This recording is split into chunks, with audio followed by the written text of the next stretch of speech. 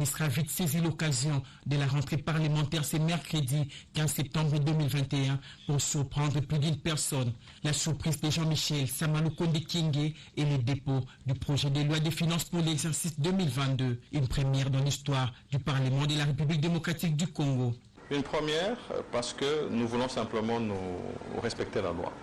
Et ici parce qu'il m'a été demandé en termes de priorité ce que contenait ce budget.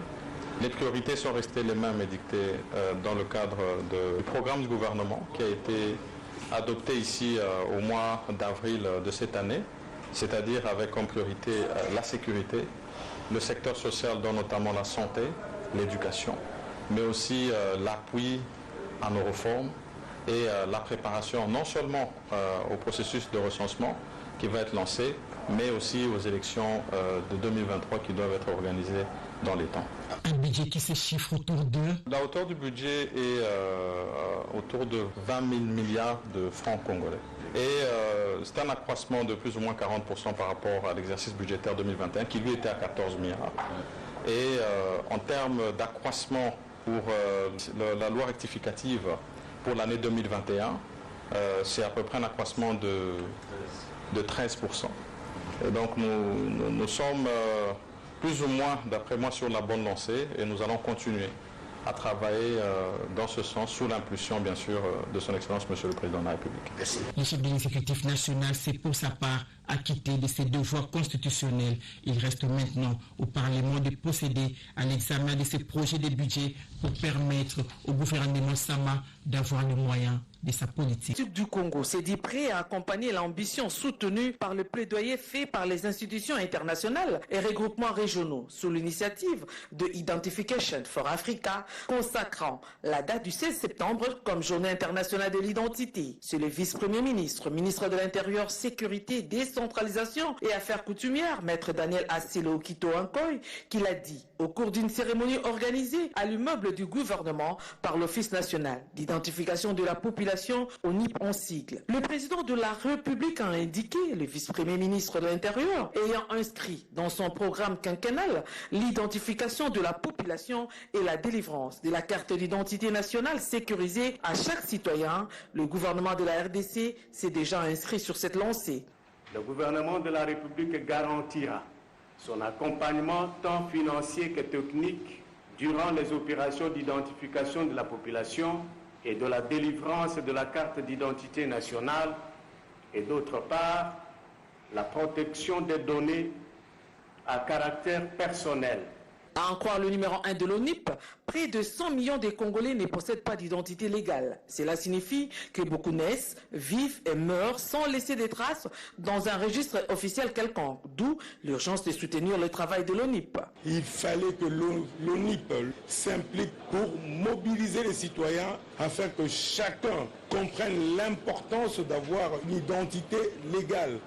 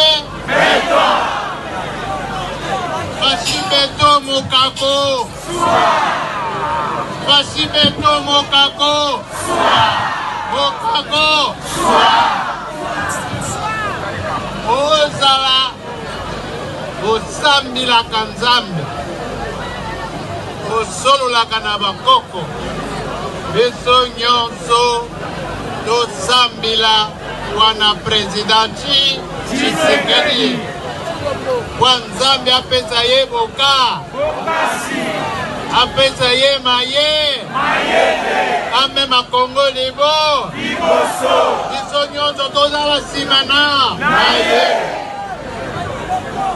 moto aya kokoza biso te biso kaka biso nyonso bana Kanluka bana Kinshasa nsima ya président Tshisekedi ezala boto ezala moi nsima président Tshisekedi ya mibale bato mosusu bakobongisa Kanluka te. Premier ministre azala mutu ya este, président ya Assemblée nationale azala mutu ya ouest. Mutu ya ouest wana tata na biso tata mbo. Tata na biso tata mbo. Est-ce que ça mabe? Lelo biso ba ya katosi loku. Yoka, soki na lobi mu yaka koyoka sonite ezali géopolitique. Ezali géopo. Ezali géopo. Biso bato bandundu tozi loku. Biso bato ya Bakongo tozi loku. Biso bato ya Kinshasa tozi loku. Biso bato ya Équateur tozi loku. Biso bayaka tozi loku. Kala bamona ki biso bayaka batu pamba. Mutu aliboso. Oya tele na lobi bayaka. Nana yebi Valère na bino na pesi bino place ya mibale na mboka oyo. Ezali président Félix Tshisekedi. Na kombo ya tata mboso to beteli Félix Tshisekedi maboko. Naloba. Talabana baba yak. Importante dans l'élaboration et la matérialisation du budget 2022, le ministre d'État, ministre du budget Meboji Sangara et le vice-ministre Élisée Bokoumouana ont tenu à participer personnellement aux travaux à travers une ronde des commissions. Nous sommes impressionnés par l'expertise des cadres de notre ministère. Il s'agit de la survie et des moyens qui vont permettre à ces ministères de pouvoir exécuter leur programme au cours de l'exercice prochain.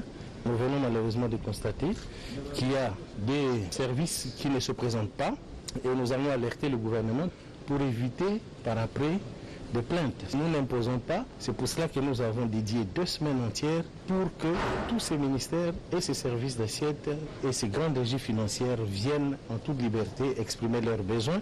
Les 2 responsables du ministère du budget, avec une longue expérience à la commission économique et financière de l'Assemblée nationale, n'ont pas hésité à apporter leur contribution au débat houleux pendant cette ronde de travail à Sultani Hotel et au cercle de Kinshasa. Pour moi, c'était la première fois que j'ai vu une autorité, au niveau même des ministres, venir voir, c'était quand même important. Dans chaque auditoire, ils ont insisté sur l'aspect moindre détail dans l'évaluation des recettes et la maximisation de chaque acte générateur des recettes, ainsi que les efforts à fournir pour approcher au moins pour la toute première fois la réalité sur les terrains en termes de prévisions budgétaires dans notre Parlement se sont encore rencontrés ce mardi dans le cabinet de travail du président du Sénat, Modeste Bahati Lukwebo. Selon le président de l'Assemblée nationale qui s'est adressé à la presse, au sortir de cette séance de travail,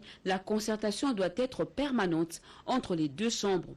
Si le problème se pose dans notre pays, nous devons nous mettre ensemble avant de décider sur les orientations à prendre pour régler ce problème. La problématique de la CENI, le sujet ayant trait au fonctionnement de leur famille politique Union Sacrée de la Nation, se sont invités au débat. Nous nous sommes retrouvés, comme d'habitude, autour des problèmes du Parlement, aussi bien sur la commission électorale que sur des problèmes qui concernent nos familles politiques. Nous voulons poursuivre nos travaux maintenant, tout comme à la session de septembre, en harmonie, en paix et en consultation permanente. Nous avons parlé du dossier de la CENI, comment nous devons donner à ce dossier une orientation. Le président de la Chambre basse du Parlement, Christophe Mbosoko Diampouanga, était accompagné du premier vice-président Jean-Marc Kabunda Kabound et du deuxième vice-président Vital Banissi. Peuple proche de ces mêmes peuples, c'est l'image que le président de l'Assemblée nationale veut imprimer à son institution. C'est à Kisantu, dans la province du Congo central, que Christophe Mbosoko Diapwanga, accompagné des députés nationaux élus de ces coins du pays, a visité l'hôpital général de référence de Kisantu Saint-Loup. Des frais, des soins et d'hospitalisation de tous les malades internés ont été payés par le speaker de la Chambre basse du Parlement. Devant les forces vives de la cité de Kisantu, Christophe Mbosoko Diapwanga n'avait qu'un seul message: tous les fils et filles du Congo central doivent soutenir les actions du chef de l'État, Félix Antoine Tshisekedi Tshilombo. J'ai parlé de l'union sacrée parce que nous voulons le changement. Et ce changement entre dans tous les domaines de la vie. Et c'est un secteur dans lequel l'union sacrée va concentrer ses efforts pour améliorer la situation sanitaire de tous les hôpitaux et améliorer, donner, procurer, fournir des soins de qualité à nos frères et sœurs qui sont malades. Et en même temps, améliorer les conditions de travail des médecins, des infirmiers et tout le personnel médical. Avant de regagner Kinshasa, le président de l'Assemblée nationale a lancé les activités. Merci. D'abord, après l'ouverture de la session, je suis surpris que le Premier ministre dépose le projet de loi budgétaire. Ça, je félicite Monsieur le Premier ministre et tout son gouvernement. C'est une grande première dans notre pays qu'un gouvernement dépose dans les délais requis le projet de budget. Donc, toutes nos félicitations au Premier ministre et à son équipe. Merci beaucoup. Ceci nous donne l'espoir, tel que nous l'avons dit dans les discours d'ouverture, que ce budget sera un budget d'espoir. D'espoir pour répondre aux attentes du peuple congolais. Donc nous aurons des séances de travail pendant l'examen de ces budgets avec le gouvernement pour que les social, la question des infrastructures, le problème de sécurité à l'Est trouvent vraiment des réponses dans ce budget.